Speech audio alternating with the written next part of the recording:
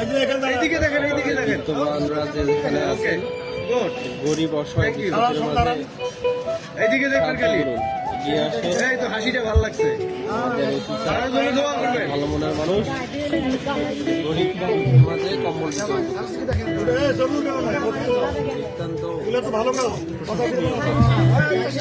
আসেন আসেন, হ্যাঁ, look at me, look at me. তাকান স্যার।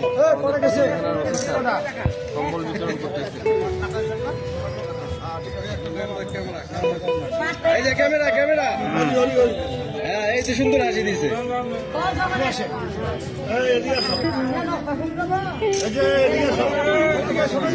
এই সবাই স্যারের সাথে আমরা বাইরে আমাদের এখান থেকে সাহায্য করি না, স্যার আমাদের সাহায্য থানার হচ্ছে স্যার আমাদের সাহায্য করছে। কি জাতি বললেন? আমরা বাইরে ইসলাম ধর্ম। আপনারা বিসমিল্লাহির রহমানির রহিম। আমি ওসি কোতোয়ালি থানা দিনাজপুর।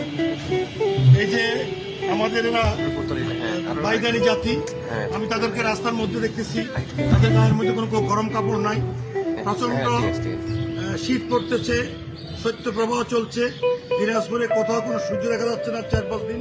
আমি রাস্তার মধ্যে ওদেরকে দেখলাম, ওদের গায়ে কোনো গরম জামা নাই। আমি তখন দেখে বললাম যে আপনারা থানায় আসবেন, থানায় আসলে আমি আপনাদেরকে শীতের কাপড় দিব, কম্বল দিব। আমি আসলে এগুলো আমার পক্ষে কোনো দান করা সম্ভব হয় না, আমার সে আর্থিক সামর্থ্যতাও নাই।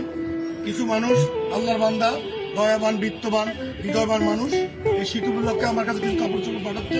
আমি সেখান থেকে এই বাইদানি জাতিকে তাদেরকে আমি কিছু শীতের কাপড় দিলাম। আমি আশা করি সমাজের যারা বিত্তবান লোক আছেন তারা এগিয়ে আসবেন, এই অভাবী মানুষগুলোর পাশে দাঁড়াবেন এবং এদেরকে আপনারা শীতের কাপড় দিবেন। সবাইকে ধন্যবাদ।